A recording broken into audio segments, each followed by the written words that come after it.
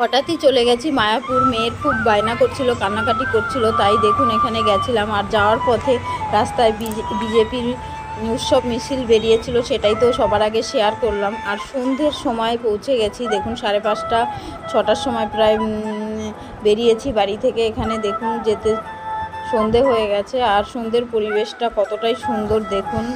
মানুষজন এখানে আসলেই মনটা সত্যিই ভালো লাগে। আর মায়াপুর এমনই একটা জায়গা, এখানে যখনই আসি না কেন, যতবারই আসি না কেন, মনে হয় যেন আবার যাই, বারবার যাই, এরকমই একটা জায়গা।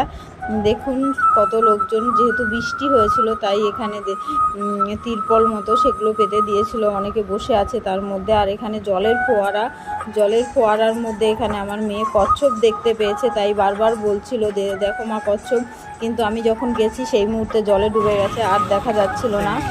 আর এখানে দেখুন মানুষের কেমন ভিড়। আর দেখুন সন্ধে হয়ে গেছে, বললাম এই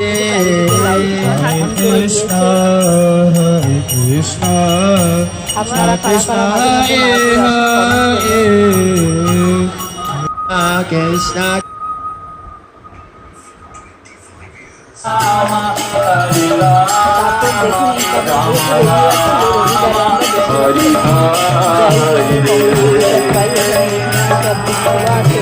খেতে হয় সেটা সবাই জানে।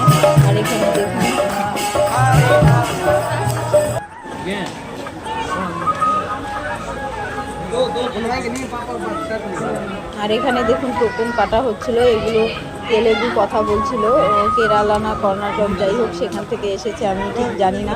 আর দেখুন এরা টোকন নিয়ে সবাই টোকন নিচ্ছিল খাওয়া দাওয়ার ওখানে যাবে বলে। আমরাও টোকন কেটে লাইনে দাঁড়িয়েছি, যেহেতু লাইনটা অনেকটা ভিড় হয়, আগে করে গিয়ে দাঁড়িয়েছি, বাড়ি ফিরতে হবে তাই। দেখুন খাওয়া দাওয়া কী ছিল দেখুন। আর এখানে প্রসাদ পেতে সবসময়ই ভালো লাগে।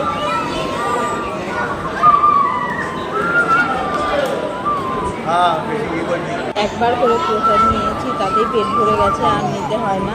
খুবই সুন্দর ব্যবস্থা এবং খুবই পরিষ্কার পরিচ্ছন্ন জায়গা। আবার এখানে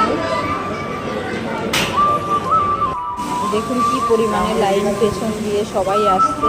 আমরা যেহেতু লাইনের সামনে ছিলাম তাই আগেই চলে এসেছি। এখানে দেখুন খাওয়া দাওয়া করে হাত ধুয়ে নিলাম। আর তারপর ফেরার পথে দেখুন এখানে ওর বাবা চলে গেছে অনেকটা আগে, ও দৌড়ে যাচ্ছিল। আর